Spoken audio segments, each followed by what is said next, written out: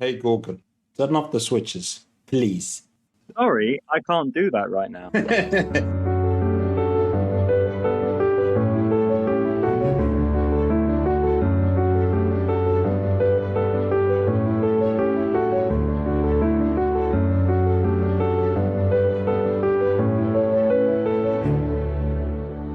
Hello and welcome to episode number 6 of Burger and Shawarma Gaming. To my left, I have a burger, which is Elise, and to my right, I have a shawarma, which is Rakan. And of course, I'm in the middle, I'm T, and I'm not in the title of this podcast because I don't count. We have pretty good agenda for you today. We've got Elise's homework, we've got news. Shall we? Yeah, sure. Okay. So, Rakan, you want to start us off with your news, don't you? Yeah. Just two articles I managed to find, well, that I think are interesting. The first one is, well, you all remember the game we spoke about, I think 2 episodes ago, right? Was it 2 episodes ago? Or was it three now? Two, yeah? Forspoken. Yeah. Two. Because in episode 3, you were quite excited about it. In episode 4, it fell from grace. Yeah, it only took 1 week. Well, the game, I'm not sure if it's because of the game, but apparently the studio that made the game is being merged back into Square Enix. People think it's because the game Really? bombed. Yes, yeah. People think it's because the game bombed so bad that they're just going to merge it back into the company. I don't think it's because of the game. In the end, they made Final Fantasy, so I don't think one bad game is going to result in them being, dismantled and merged back into the mother company. But that's me. I don't know. Clearly have no idea how this gaming business goes, but it keeps happening more and more with EA. I think they keep closing down studios every now and then whenever they make not necessarily a bad game, but when a game doesn't generate the predicted profits, they just dismantle it and merge it back into the company. Sometimes they just flat out close it and that's it. That's the end of it. Who made Anthem? Anthem, can't remember, man. That's not EA, isn't it? Is that It EA? it is EA. It is EA. But I thought you were asking which studio made it. But it is an EA game. That's what because Anthem bombs, didn't it? Oh, yes. Yeah, because I remember they tried to get in on the Battle Royale scene, and I was just wondering if that studio survived. I don't think Anthem tried to get into the Battle Royale game. I don't think so. Is it not a Battle Royale? No, it is not. No. It's not. It's an RPG. Yeah, I really don't know how I would describe Anthem. I've played it. I've played it for a bit, but I would say an RPG. A very bad RPG, to be honest. Like there's Fair. hardly. I Yeah. thought it was like Apex or something like that. Oh, Apex Legends. Oh yeah, you're talking about Apex Legends. That is a battle royale. Yeah, it didn't. No, Okay. Apex is quite good, man. It's going Yeah, I strong. thought Apex does quite well. Yeah, it's the same studio that made Titanfall. Yeah. Essentially, it is the same game. Apex and Titanfall, they are the same game and in the same universe. So, yeah, it is in the same universe. Yeah, we might discuss it later on. It's quite interesting, actually. But Forspoken bombed so hard, they had to merge back the studio that made it. And a game that I thought you'd be interested in. I'm quite surprised you haven't downloaded yet. It's Wolong. Yes. Well, as you know, we've been doing Elise's homework, so we haven't done Wulong. Oh, okay. Well, you'd be quite upset to hear that Wolong is being review bombed on Steam. Quite hard, actually. Why? I I thought you said it was really good. Yeah, it is really good. But have a guess. Why is it being review bombed? You said that the port and the controls aren't very good. Most people are complaining about the controls, but here is where I have an issue with that sort of sentiment. Why would you play a Souls-like game with a mouse and keyboard? They're complaining about the controls on a mouse and keyboard. That's the problem. If you play it with a controller, it's fine. It's absolutely fine. I really don't get it. Would you play a game like that on a mouse and keyboard? I wouldn't. I really wouldn't. If you use PC, and you have all of your games on PC, and you buy a PC advertised game on Steam, surely that should come with the default assumption of I should be able to easily play this with my PC without having to buy extra accessories like a controller. If you're not somebody like you who also uses Xbox and PS5. You are right. You'd assume that people will play on a mouse and keyboard because it's made with a mouse and, with the controllers, because it's made in a with players using a controller in mind. I wanna think of an example of a game where it's been released on PC, but people would just use a controller to play it. I don't know. I get it. What about I was going to say maybe like Mortal Kombat or something like that. Yes. Well, that's one. That's like fighting games, arena fighting games, or fighting games in general. You can play it with a mouse and keyboard. Absolutely, you can. But would you really play it with a mouse and keyboard? Like, I don't know. I wouldn't. Like, I really wouldn't. I'd go with a controller and that's it. Especially with a Souls game, like every split second sort of movements would, change the whole course of a fight, like a boss fight or whatever it is. So I don't know. The problem is, though, mate, is that it's not. I don't know if it's the split second stuff, because if that was the case, then you would all use controllers for an FPS, but you don't. But that's different, isn't it? With the FPS, it's because the accuracy of a mouse is not. Yeah, fair enough. It's not reaction time. It's the pinpoint accuracy you can have with a mouse. Yeah. And the other half of the people complaining about the review bombing the game are just talking about the bad PC port. Me personally, I haven't had an issue with the game. Actually, just one small issue. It's a weird issue. I've never had it with another game. You could set the FPS on games, right? So you can have it 30, 60, or 120. My screen could go up to 200 something, 240 or 200, whatever it is, 200 plus, right? And if I put it on 60, if I cap the game at 60 FPS, it runs fine, absolutely fine, no issues at all, nothing. Max graphics, 60 FPS, fine. As soon as I put it on 120, it starts playing in slow motion. Like, I've never had this issue with any other game before. Never in my life have I had an issue. Well, if I allow it to run on more FPS, it would just play in slow motion.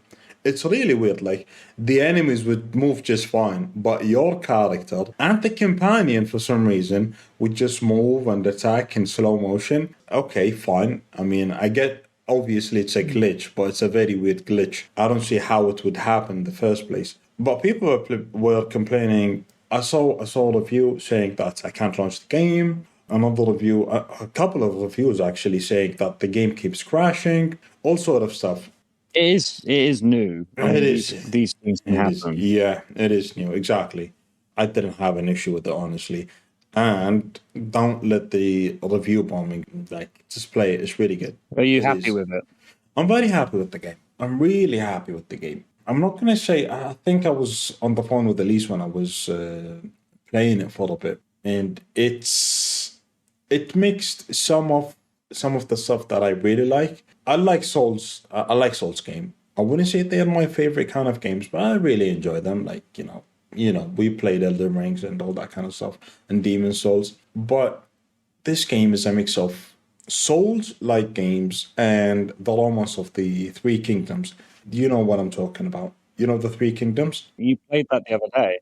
I didn't say the other day. There was one of the Three Kingdom games that came out I don't know how long ago that was, but you were hyped for it. Oh, you're on about Total War, Three Kingdoms. Yeah. Yeah. Oh, yeah. Anything that has to do with Three Kingdoms, I'm on that, bro. I love the Three Kingdoms. I love it. I just love the whole story. I love the characters. I think it's a good-ass story. And no one was complaining about the theme, like the Three Kingdom themes. No one were complaining about the characters that you run into and all that kind of stuff. The story, they're all fine with it. They just talking about the technical aspect of the game, they say that it's just whack and they expect it better. So But you're not playing on a PC, so you'll be okay. I think you just should just download it and play it for a bit. And it's not as hard as a Souls like game. It's not as hard as Elden Ring or Demon Souls or whatever. Like it's really not that hard. It's really good. Well, I'll put it on the list. Long list at this point. Yeah, well, yeah. It will go on the list. And that's it for news, boys. Okay, well, a very quick news segment this week. Have you got anything you'd like to add about it, Elise? No, I don't think so. I think I haven't played any Souls types games. I know we've talked about possibly giving me one for homework at some point. I can't comment on the feel of the gameplay, I guess, and how controller is beneficial to that. Like whether, whoever's experience with doing controller versus mouse and keyboard. But I do think it's a valid complaint. I don't care what the game is. If you market it towards people who are on a PC as a PC playable game with a mouse and keyboard, it should be functional on a mouse and keyboard. I don't think the problem's that it's not functional. I think it's just it's not optimized for that. Well, okay. So, I mean, that's basically the point I'm making. You've picked a better word to represent it. If it's not optimized for it, surely some more effort should have gone into that, or it should come with some kind of advertising or disclaimer saying, hey, if you have a PC, best using a controller with this game, but you can use mouse and keyboard. I think it does. I might be wrong. Okay, well, I have no idea what I'm talking about. So no. It does go both ways as well, Elise. Yeah. Like, for example, Stellaris and other 4X games are on console, and you can play them with mouse and keyboard. Okay. So what I'm saying is that the games that are, when they port them to console, they are way easier to play with a mouse and keyboard. However, you don't have to use that. I think my point is that, yes, they're easier to play with a mouse and keyboard because that's what they were designed for, but the controls are often quite good, whereas that's maybe not the case for mouse and keyboard when it goes the other way, if that makes sense. Okay, might as well move on. Yeah, sure. So next bit, we've got Elise's homework.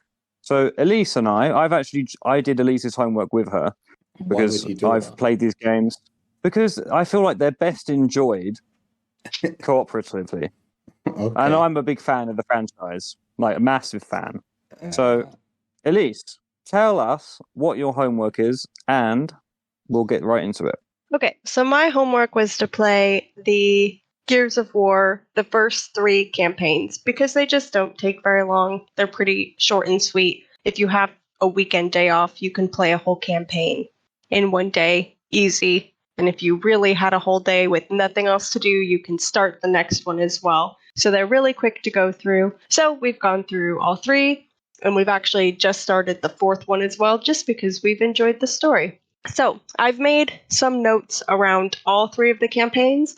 Rakan, I know you haven't played these, so it's not going to make much of a difference to you. Jack, if I mix up details, you can let me know. But yeah, I made my notes at the end, so... I've only played one with Jack. Do you remember which one was it, Jack? It's number 5. You played the newest one. And we didn't play the campaign, I don't think. Or at least we didn't together. We played the multiplayer Horde mode. Okay. We dipped into the campaign, but we didn't really understand it because we haven't played the number 4. But, so, you want to start us off, Elise? What did you think? Yes. So first of all, I'm going to give a few kind of highlights and a little bit of an overview of the story. That way you have a level of understanding, Rakan. Okay. So first of all, from these campaigns, and this might make people unhappy, I don't know, but I'm not saying they're the same thing, but I get a very Call of Duty / Dead Island vibes from the game. Rakan's putting his head in his hands. I haven't played the game, and I know that's not right. I know that is not right. I am allowed to get whatever vibes from a game that I get. Fine. Okay, sure. Like, I got Call of Duty vibes because you're part of a military fighting a war, and it's going through a war story. It's got quite a kind of linear progression. You don't have to try to figure out where you go next. You don't have to try to put pieces together. That door's open, so that's the door we're supposed to go through. That kind of feel. And then Dead Island vibes I felt like I got because of the enemy, how the enemies behave. Especially, there's a part, I believe it was in the third game that I'll talk about a bit, where humans get infected. And just the missions that you go through where the humans are infected gave me very Dead Island vibes. Jack, you look disappointed as well. I am. Okay, you don't want to elaborate? There is no need to elaborate here. My looks of it all. Yeah, but the listeners can't see your face. I want the listeners to imagine a 27-year-old man wondering what happened to the world he once knew. That's what I want you guys to imagine, okay? Because that's what I'm feeling right now. Okay. Anyway, well, so basically the overview of the first two campaigns, you don't get too much story, especially with the first campaign. It's very intuitive. They kind of imply what's happening, and you kind of read between the lines a little bit. You know that something must have happened, you just don't know exactly what. That gets revealed a bit more with the second campaign, and the third campaign really starts to more directly state a story in much more detail, and we're seeing that with the fourth campaign so far as well. So basically, it seems that Earth was taken over on something called E-Day from these kind of monster creatures emerging from beneath the Earth's surface. I shouldn't say Earth. It's not Earth. It's a planet called Sarah. Our kind of main character is Marcus. The game begins with him being broken out of jail by somebody he's worked with before in the military named Dominic. And we immediately get into a fight, and it's clearly not going very well. We learn some motivations from Dominic and Marcus pretty quickly. Dominic is motivated by his wife, whose name is Maria, and Marcus has kind of his own internal morals, especially around his father's death. His father was a professor that helped the military. We learned that Dom's wife has been captured by the Locust and was tortured, and basically was made into kind of a shadow of human existence. In the animation, you can see broken ridges around her head, where it looks like they cut her skull open. Probably stuck something in there and wiggled it around a bit. She's not doing very well. Dom ends up basically, he kills his wife, but it's an act of really sad mercy. The enemy, we learn, is being ruled by a human queen, and they've all been living underneath the ground. In the second game, we go underground and we learned that the Locust, which is the name of this enemy, are actively fighting a completely different enemy that we don't even know about. They're trying to take us out. That way they can take over, presumably, Sarah's surface. So in this second game as well, we end up having to sink one of the few remaining Earth cities to drown out the Locust before they kill everyone. We're left on a bit of a cliffhanger because at first you think we were successful, but the Queen does a voiceover implying that they're not done yet. With the first game, we actually played the new remastered version, and we got new missions because of that. And these new missions were actually really challenging. There was one that we did where you go in a theater. Your two characters, because we played multiplayer with me and Jack. Question. You said they're really challenging. It's a question for Jack. Were they really challenging? Mate, I kid you not. This theatre mission was a joke. Like, it was an actual joke. Okay. I thought Elise was just being a noob. No, mate. So I'll give you a little bit of context. So one of the hardest enemies in the game is something called a Ferron Guard. They've got ridiculous health, and they've got ridiculous aim, and they've also got something called a torque bow.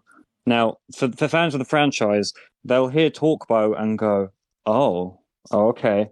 So essentially, a torque bow is, imagine a bow, a real life bow, but instead of an arrow, it's an explosive arrow, and if it hits you, you blow up into a million pieces. Now, I play on hardcore difficulty, so if I get even looked at by this arrow, I'm dead, right? So Elise plays on normal difficulty, I play on hardcore, because the game's supposed to be played on hardcore. Right. So we're in this theatre, mate. Do you mind if I say about this theatre level, Elise? No, you can go ahead. Okay. We spent I kid you not, about an hour or so on this An hour. one mission, mate. Mate, an hour. We've done entire acts in an hour before, but Yeah. mate, it's because you're split into two bits. I started off on the balcony providing sniper support, and I was clapping mad cheeks. However, Okay. right? However, at one point, the Elise looks probably upset at me saying that. However, so there's these things called wretches, and wretches, they are described by one of the characters. What is it, Elise? There's like little monkeys. Is that what he describes them as? I don't remember how What they are the describe weird-looking them. monkey things? The weird monkey things. Yeah. Right? Now, they have got massive claws, and they will hit F on you. Okay? At one point, about 6 of them spawn at once, and Elise is very bad at dealing with like enemies that are right next to her. So let's just say that for a while, Elise would get clapped by these wretches. So I Right. swapped because I was fuming. I was like, Elise, just kill them. They're right next to you. I swapped. I die to the same wretches. So I'm like, okay, Elise, I see your point. Elise. But after that, mate, I kid you not, like the amount of enemies in this room was equivalent to what would normally be like that in an entire like section. It was insane. So, Lisa's not joking when she says that this was a kind of a stupidly difficult spike. I kind of don't Elise. I don't believe Elise when she says that a level is difficult or this enemy is difficult, because by nature she's just bad. She's like just horribly bad. You are right. But on this one occasion, she's right. Okay, fair enough. But you may continue. I'm sorry, Elise. I just had to make sure. No, that's okay. At first I was like, don't you dare try to make it sound like I'm the only one that was getting my butt kicked in this level. So thank you for rectifying. Yes, at a point we chose to switch roles because we both were getting really frustrated. Most missions have checkpoints throughout it where you kind of finish a hard part and then more enemies might be spawning, but you're able to, if you die, go back just to that checkpoint, not restart the whole thing. This mission, you had to go through quite a lot before you got that checkpoint. So we had to restart from the very beginning every single time. We would get so close to what we learned was the end and get kicked all the way back to having to deal with those stupid little wretches, all the flame boys. Super, super frustrating. So that level really kind of took the cake across, I would say, the first 2 campaigns for being just exceptionally difficult. Agreed. I also, throughout the first 2 campaigns, kept thinking that Dom's tattoo said Marla, not Maria. So I was very confused when he would talk about Maria. And so before I continue to tell you what happens in the 3rd game and a bit about the 3rd game, because like I said, that's where it really picks up. Do you have anything you want to add about the first 2, Jack, that you think I missed? Yes. So the first thing to add is at the end of the first game, what you do is you deploy something called the light mass bomb. And this was designed to take out the locust. So what you did is the whole campaign is built up to deploying this light mass bomb. And you succeed. And essentially what you do is you wipe out the breeding grounds of like this, imagine like a bat, but this bat, it has like razor sharp teeth and it will hit F on you. So in the first game, you wipe those out. So they're not in the subsequent games. And essentially it's a gameplay mechanic whereby if you go in the dark, you die. It's quite good. And considering when the game was made, 2006, something like that, it was a really good way to change the way that you would play a game on a level. Because let's say the enemies were beneath a light. If you shoot the light out, they die because the bat would hit F.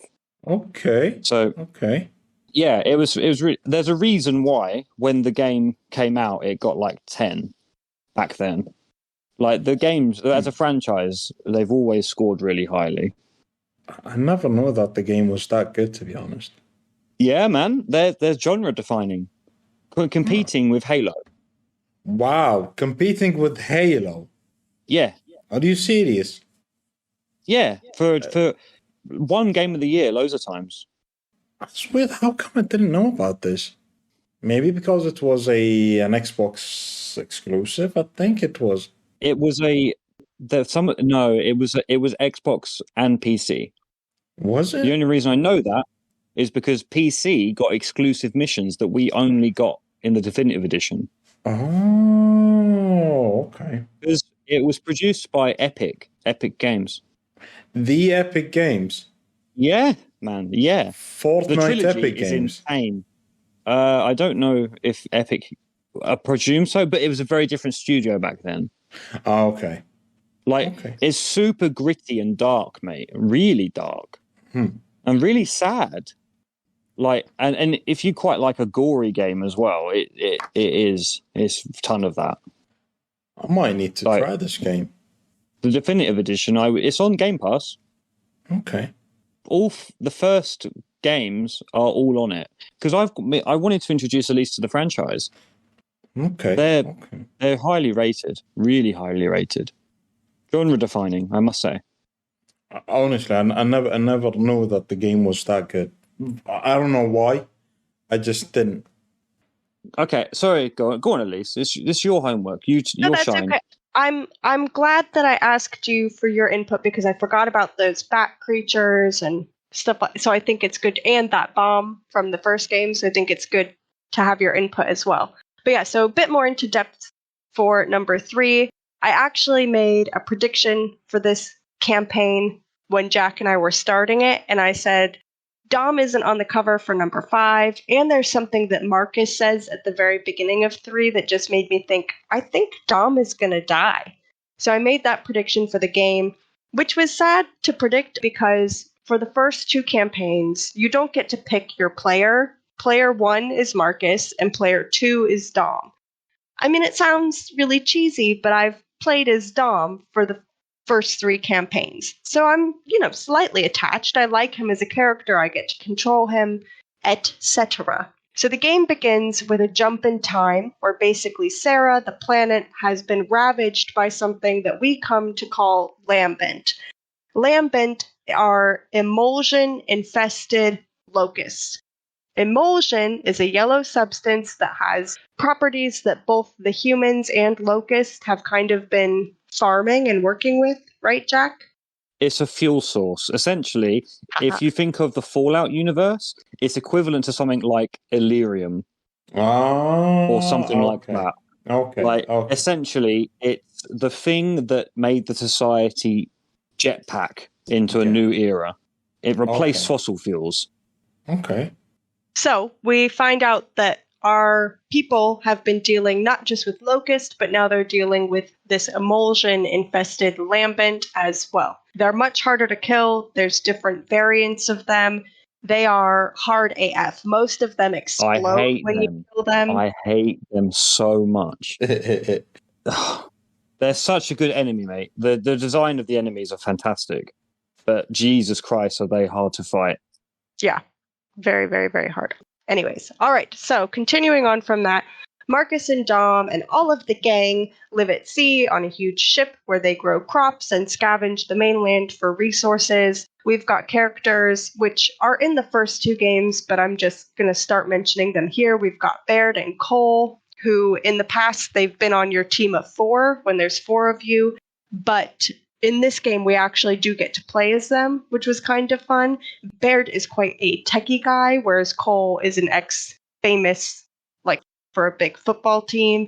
We also get new characters like Sam, and we get to see the kind of main control mission helper person that we talked to on voice chat for the first 2 games. Her name is Anya, so we get to see her in action for this game as well. We find out... Anya. Yeah, we love Anya. Anya's awesome. We come to find out that Marcus was in jail back at the start of the first campaign because he went against orders on E-Day to try to save his dad. I have a question. Yes. I'm a bit confused. So when you say back in jail, so are there functional societies in this world? Yes. So what happened is imagine there's 2... So I'll give you a brief bit of the lore. So the world splits into 2, essentially, when they discover emulsion. Okay. You've got countries that have found it and have the resource, and countries that don't. And they fight a war over it. It's called the Pendulum War. Obviously, the countries that don't have the super amazing fuel get absolutely wrecked, because the people who work for the Emulsion group are called the COG, the Coalition of Government, or Coalition of Gears, sorry. They're a government. And then the other side of the UIR, and that stands for something Republic. It's very much an allegory in some respects for the Cold War and space race, things like that. Okay. So what happens is you have that war, and then literally a couple months later, you get E-Day, which is where the locusts come out of the ground and then clap everything. There used to be 2 fully functioning kind of blocks, but now there's not. The locusts on E-Day massacred everybody pretty much. And then in the second game, you sink the last city you have to flood them out. So in the third game, you're all kind of refugees. Everyone is. Okay. Yeah. Fair enough. Okay, it makes sense. It's cool. Yeah, go on, All right. Elise. I'm sorry. Towards the beginning of the third campaign, we learn that Marcus's dad, who we thought was dead, is actually alive and being held captive by the Queen, who we also thought was dead. During this third campaign, we go to Dominic's hometown, where he gets to say goodbye to Maria at the grave of her parents, and he apologizes for being unable to protect her and their kids. So we learn that not only did he have a wife, who in the second game he has to kind of deal with, but that they also had kids, and something has happened to them as well. After this goodbye at the grave, we come to a big fight. Dominic actually sacrifices himself to save the group by driving into a tank of gas that explodes. While he's doing this, he's speaking out to Maria to say that he didn't think everything would end up like this.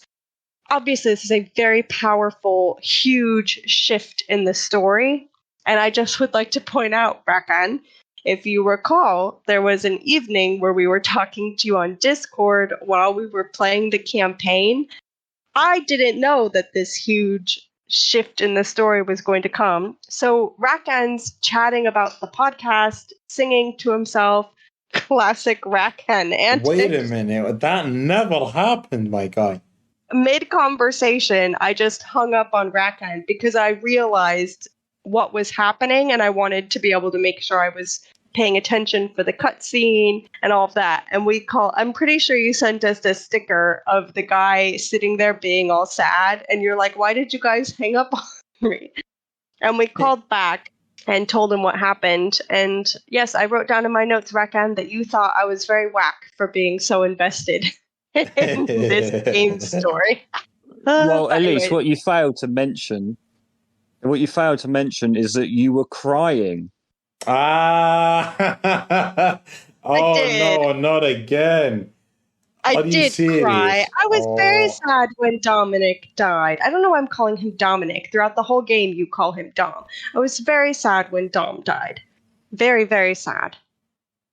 It's tearful. It's very, he feels like he's massively let his wife down. Obviously, he probably feels like he let their whole family unit down as well. He doesn't get to see the end of this war, really, that's all been coming together. He's tired. It's just, it was very, very sad. And there are quite a few emotional moments after that, because obviously, well, not obviously, but Marcus and Dom were friends before the first campaign, or that's the impression I got anyway. And obviously we followed them through multiple campaigns at this point. Everybody else on their team is very close with him. And so you have to go through the process where the story has these characters informing all of these people who love Dom that he sacrificed himself. Well, what Elise fails to convey here is that every single character in this game is a battle-hardened, and you see the characters break. Like, you see them react to the news. So, for example, Cole, his entire thing is he's the Coltrane baby, woo, right? And when he finds out that Dom's dead, he can't handle it, and he starts like wanting bloodlust. He like wants revenge, and it's the same. Elise said about Baird. He's a real sarcastic guy, and he comes out and he's like, "Where's Dom?" And then they look at him and they just go, "He didn't make it," and he's like, he's lost for words. Like the most sarcastic guy, probably the cleverest guy on the team as well. He just doesn't know what to say. He's lost. And Elise is right. It's for the player as well, because you've played with this guy for 2 campaigns, like up to this point. So you feel like you've been on the journey too. It's obviously, I think we're going to compare it to, this might be Elise's notes, but it's maybe not as emotionally charged as something like the journey you would go on for someone like Arthur in Red Dead. However, it's still you've grown with this character. You've seen him develop. You literally, in the 3rd game, you go from being a military person to you see him growing his tomatoes on the ship for food, and he's getting triggered because the enemies go all over his tomatoes, and he gets proper mad about it. I get it. You get a touch. You do, mate. You really do. You really do. And it's just because the voice acting's quite good. The thing that would appeal to you, mate, is that the 2nd game, and I believe the 5th one, or maybe the 6th one that's coming out probably in a couple of years, or maybe a year or so, they got comic book writers in to make the story. Oh. Are you serious? Yeah. Okay. Like, if I said the name, you'd probably be like, oh, but I don't know the name off the top of my head. But it's critically acclaimed because of that kind of the writing. Put it this way, if you play them, which I would highly recommend you do, in the numbered 2nd game, I think the 2nd game is probably my favourite story so far, because it's just ridiculous some of the things you end up doing. Like, absolutely insane, mate. Right? I won't tell you what's causing the cities to fall down, but there's something that you've got to take it out, and the best way to do it is to get all up in that business. Would you agree, Elise?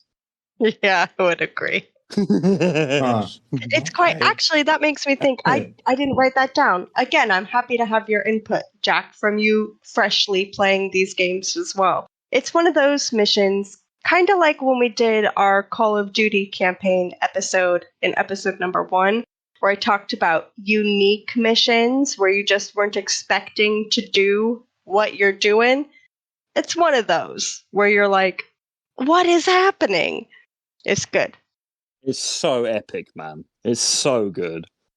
Look, I'll download the game. This better be as good as you make it sound to be. Or you should play number 1 first, because it's a definitive edition. And then you have to remember that the games are quite old, but they have held up well. They have really held up well. Okay. And remember, they've remastered the first game. So the first game looks really good. Yeah, mate. So you can have a little peek. Because I've made these games, they're a massive part of my gaming experience. Gears of War. Okay, so I found Gears of War on Unlimited Edition. All of the games are on Game Pass? Yeah. Anyway, shall we continue? Yeah. Yes. Okay, so this death for Dom happens mid-game. You're not at the end. Really, I would say maybe you're only about halfway, so it's very jarring. So moving forward, I go on to play as a character who is introduced in this game called Jace. We end up finding Marcus's dad, and we go to save him. Through this process, we learn that emulsion can impact humans as well, and makes these humans attack everything. And this is where I got that Dead Island vibe that both of you disagree with. We end up finding Marcus's dad, and we go to save him because, if you recall, he's being held captive by the Queen. So anyways, when we find Marcus's dad, he explains that everybody is infected to some extent, or at least most people are infected to some extent, some more than others. But he has found a way to kill the emulsion in your cells, in your body. As long as you're not experiencing symptoms of transforming, such as having a headache, body aches, stuff like that, you should be okay. If too many cells are impacted, that's when you might die in this process of clearing those cells out. This takes us into a big boss battle where we finally get to take down the queen, and we kill so many of her little locust minions in the process. So I was just going to say, one of the things is that what you find out is that this fuel is they thought that it was kind of a carcinogen, that it was causing people to get sick, and there's a disease called rust lung that's in the first games. However, what you learn is that the thing is alive. The fuel is alive, and it's a parasite. Oh. Okay. And essentially what it does, it gets the host and it takes it over. Hence lambent. So yeah, it's not a cancer, because in the dialogue it's really good. It says, so it's like a cancer, and he's like, no, it's a parasite. It's worse than that. Like, so yeah, they literally purge the cells of this parasite. So we finally get to take down the queen. We get to kill so many of her little minions, and Marcus's dad activates his device to kill the cells. We come to learn that Marcus's dad, has been injecting himself with emulsion to test all of his theories, and he is going to die with his own cure for the populace. The dad turns to dust, and it's really sad. Marcus catches his dog tags as he deteriorates in front of their eyes. After this, the queen has been flying around on this giant bug thing, and the bug thing kersplatted on top of her in the battle. The queen just comes out from underneath the bug thing, so apparently she's like a cockroach or something, because she's now been crushed multiple times by different objects. She's been set ablaze, she's taken so many rounds of ammo, and she just crawls out from her bug and starts walking over.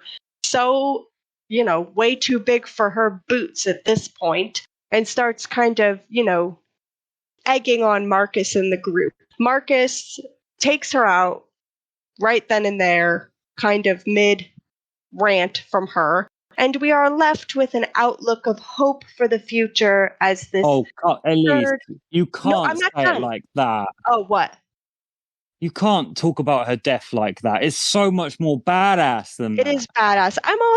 I'm taking into consideration that about halfway through me talking about this, Rakan has decided he's going to try it.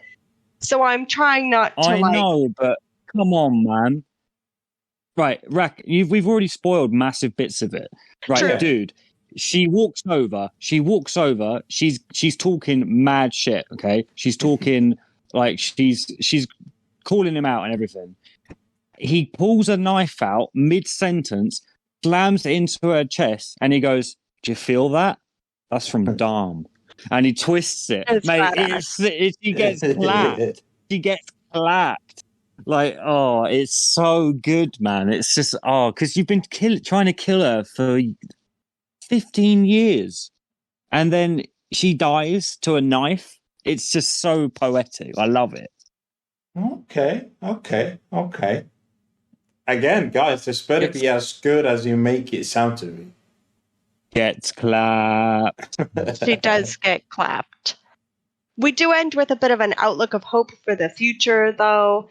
We do end up finding out that Marcus's dad knew that E-Day was coming for years before it happened, and had been working with the Queen before that, but didn't tell anybody until the war erupted and all of these locusts dug through the ground. So the story goes a lot deeper than we've even been led to believe through playing these campaigns. Yeah, it's just very intense. Overall, the first two campaigns don't really compare to how much story comes through with the third game. And I think there's a lot more to be told with the fourth and fifth games. Like I said, me and Jack are starting the fourth game. We're already enjoying it quite a bit, and we're not too horribly far in it. I won't speak to it too much. We end the third campaign with Anya, who I mentioned before. I got to play with Anya as a bit, which was nice because I loved Anya. Anya and Marcus exchange some kind of wholesome dialogue about her supporting him through his losses. It's clear that they have some chemistry going between them. I massively support the two of them together. And I told Jack that I want them to be together. And I think me and Jack could go as Anya and Marcus for Halloween. Wait a minute. You want to be... I think me and Jack should dress up as Gears and go as Marcus and Anya. For this, mate, I would need to bench like a tower block in order to get that big. Say, aren't they like massive, like these soldiers? They are huge, mate. Their shoes that they wear, I kid you not, they look like the size of my leg. Yes, so that's kind of an overview of the game. I think I wanted to say some overall thoughts about it, but really, as I played the game, one meme came to mind, and it's that meme of that woman being like, "This is why I don't like video games. They appeal to the male fantasy." Okay. Starting this campaign, it feels like a very, shoot 'em up. The big men go get the monsters. In the third game, the women get the monsters too, but you get what I mean. Go get the monsters. But even with this very, I would think, quite a masculine feeling game, you still have this central story that's around a lot of complexity for the love between a father and a son. Also, the relationship between Dom and Maria, how she's missing, him looking for his wife, ultimately finding her. There just end up being very complex, relevant stories being told throughout this campaign that I was personally not expecting, just based off of especially how the first game began. So if that's the male fantasy, or if this is an example of the male fantasy, it's quite deep. I'm going to be really honest with you boys. Overall, I think the game is a far reach from being just something where you go around and just shoot things up, even though that's kind of how it seems to be. That's how I perceived it before I played it. And I think I would rate it a 7.5 out of 10 overall. All of that, and just 7?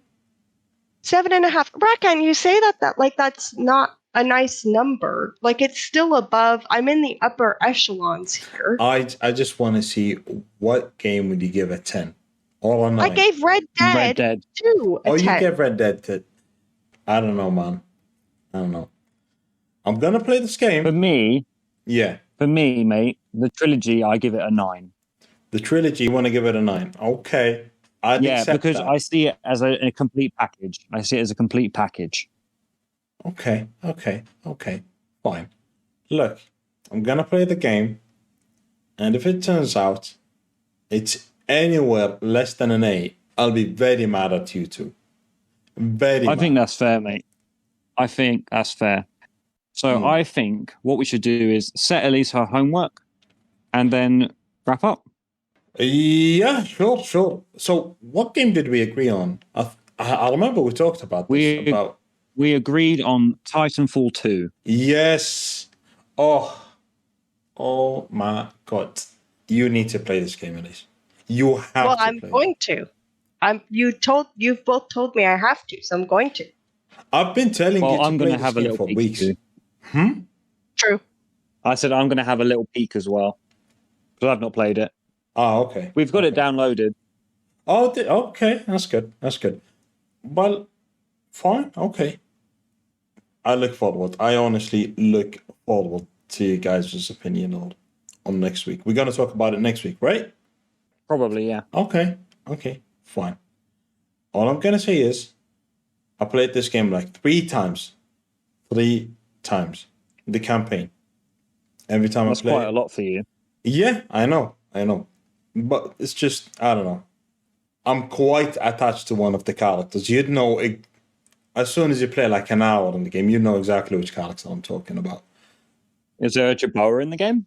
Maybe. You'll need to find that by yourself. Okay.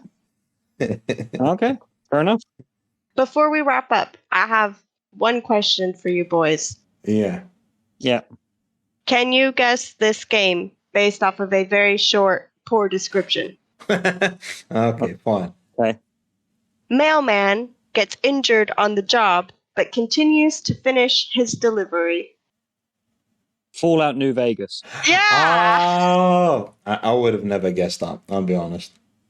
That was so Yeah. fast, Jack. No, I'm really good at them. Because I got mixed reviews last week about my reading the bad reviews for Red Dead. I thought I'd try this week. No, Elise, that's really good. Really good. I love them. I love them. Awesome. I love them. Yeah, that's really funny, Elise. Okay. All right. Well, I must say, the listeners, they just got to hear my pure skill there of deduction. Okay. Well, thank you for listening to episode number 6, everybody. And next time, we've got Elise's homework, so she'll be doing Titanfall 2. We'll have some more news for you, and we'll just have a bit more banter for you. So, yeah. see you next time. Bye. Bye. Hey, Google. Turn on the switches, please. Sure, turning 3 switches off. No, not off, you dumbass. Hey, Google. Hey, Google. Turn on the switches. You need to leave.